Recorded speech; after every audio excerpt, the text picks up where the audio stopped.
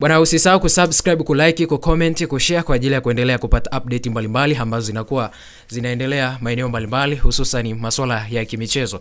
Sasa moja ya taarifa ambayo tunakupenyezea ama imekuwa ikigonga mioyo ni kutokana na taarifa ambayo imetoka kwenye official page za CAF kwamba wameidhinisha mchezo wa marudiano ambao utakuwa ni wa finali kwenye kombe la shirikisho barani Afrika. Utachezwa pale visiwani Zanzibar, wakiwa ndio uwanja ambao wameupitisha. Na awali Simba walitoa taarifa kwamba mchezo wa mkondo wa pili wa finali utachezwa katika uwanja wa Benjamin Mkapa jijini Dar es Salaam, ambao ndio uwanja wa nyumbani wamekuwa wakiutumia kwa siku za hivi karibuni ama siku nenda rudi kwenye michuano mikubwa barani Afrika. Lakini wakienda pale visiwani Zanzibar inakuwa ni upande wa emergency ama ni vitu vimetokea vijaenda sawa katika uwanja wa Benjamin Mkapa jijini Dar es Salaam. Jambo ambalo mpaka sasa hivi linawachanganya mashabiki wa Simba kwamba hawajui ni wapi ambapo wanapaswa kuelekea katika mchezo wa mkondo wa pili, licha ya kwamba taarifa zimetoka kwa ndani ya klabu yao kwamba mchezo na ukishamalizika mchezo wa raundi ya kwanza, basi mchezo unaofuata wao wataanza maandalizi na kusema mchezo unapaswa kucheza wapi.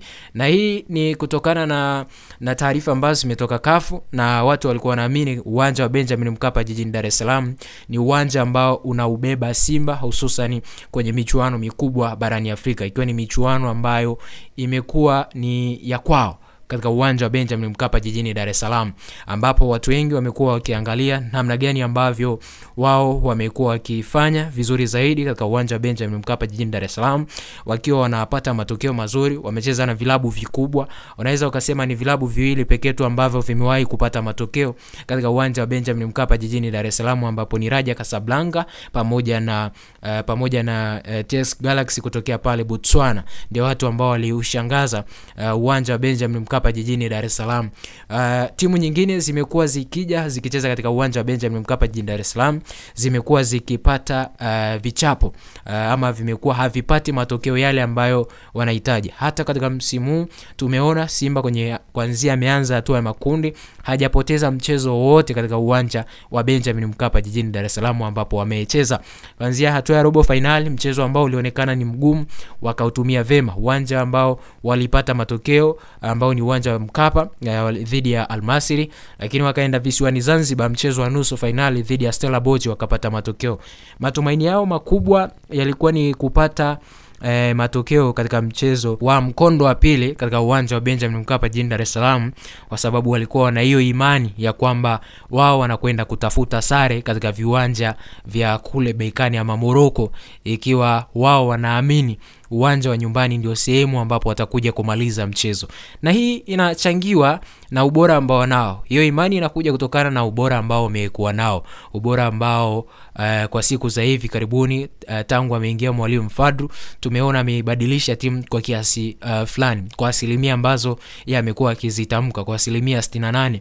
Maana yake bado timu haijajengwa, haijawa imara, lakini unaweza ukasema timu iko kwenye ubora kutokana na aina ya matokeo ambayo wamekuwa wakiyapata. Sasa mchezo wa pili kama utacheza visiwani Zanzibar, mimi naona kuna athari ambayo bado itakwenda kujitokeza, kwa sababu mpaka sasa hivi Simba wameshauza tiketi zaidi ya 12,000. Hawa watu 12,000 hadi 15,000 ni watu wengi ambao hawa watu wanaweza wakaingia katika uwanja wa Amani Zanzibar pale kwa ajili ya mchezo kutazama, lakini mashabiki waliosalia hawataweza kutazama mchezo. Na Simba inaweza ikawa wao walikuwa wamejipigia hesabu kwamba uwanja wa Benjamin Mkapa jijini Dar es Salaam ni uwanja ambao unabeba mashabiki takriban 60,000. Maana yake mashabiki 60,000 kama wana uwezo wa kuingia katika uwanja wa Mkapa, wana uwezo wa kuanikiza, wana uwezo wa kuleta hamasa kwa wachezaji kwamba inapaswa wajue kwamba kuna watu ambao wako nyuma yao wanawasapoti. Mashabiki ni wengi kuliko wachezaji, lakini wachezaji ndio wanapaswa kutoa furaha kwa mashabiki. Wachezaji wenyewe wakiangalia mashabiki wanaona kuna watu ambao wameacha majukumu yao, wameacha kazi zao, hata kama ni siku ya weekend watu wamekuja kuangalia, wanaamini kwamba hapa tunapaswa kutoa matokeo mazuri kwa mashabiki ambao wamejitokeza kwa. Kwa mimi naamini CAF ni kama hawajawatendea haki Simba kwa sababu wameipendekeza uwanja wa Benjamin Mkapa jijini Dar es Salaam, lakini wao wamekuja na taarifa ya kwamba uwanja wa New Amani Zanzibar ndio uwanja ambao unafaa kutumika, lakini negotiations zinaweza zikaendelea kuzungumzika, sababu hakuna ambacho kinashindikana chini ya negotiation. Mazungumzo hayajawahi kushindikana. Mnaweza mkakaa kwenye round table, watu mkazungumza, mkaleta hoja zenu, na faida ya kwamba pengine uwanja wa Amani Zanzibar haubebi idadi kubwa ya mashabiki ambao nyinyi mnatazama au mlikuwa mnafikiria muwapate. Maana yake kama Bekani watakuja na mashabiki wao, pengine mashabiki 500 ama mashabiki 1000 ama mashabiki 20,000, hawatapata nafasi ya kwenda kushiriki au kuona mchezo, sababu uwanja wenyewe Amani Zanzibar pale unabeba mashabiki takriban 13,000 tu. Ukiingiza zaidi maana yake unaenda hadi kwenye mashabiki 15,000. Maana yake mashabiki hapa Simba watagawana. Bekani apate mashabiki 7,500 na Simba naye apate mashabiki 7,500. Jambo ambalo kiliangalia bado linaweza likawa ni ugumu.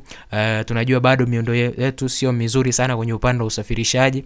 Bado kuna watu hawajajikizi kiasi hicho kwamba anaweza katoka labda Arusha akaenda Zanzibar, hawezi aka-afford hizo, budget yake inaenda kuongezeka zaidi. Lakini kuna mtu hawezi akatoka Kigoma akaenda Zanzibar kwa sababu ya mchezo, kwa sababu gharama zinaongezeka. Kuna mtu hawezi kutoka Mwanza akaenda Zanzibar kwa sababu gharama zinaongezeka. Yani issue ni kwenye gharama, pengine ndicho ambacho Simba watakuwa wanakiangalia zaidi kwa ajili ya mashabiki wao ambao wao wameona ndio watu ambao wamekuwa wakiwasupport zaidi katika michezo mikubwa ambao wamekuwa wakicheza kwenye ngazi ya tournament kubwa barani Afrika, ikiwa ni michuano ya klabu bingwa barani Afrika pamoja na kombe la shirikisho barani Afrika. Usisahau kusubscribe, kulike, kucomment, kushare kwa ajili ya kuendelea kupata habari mbalimbali za kimichezo ambazo sitakuwa tunakuwekea hapa ndani ya Mafie TV.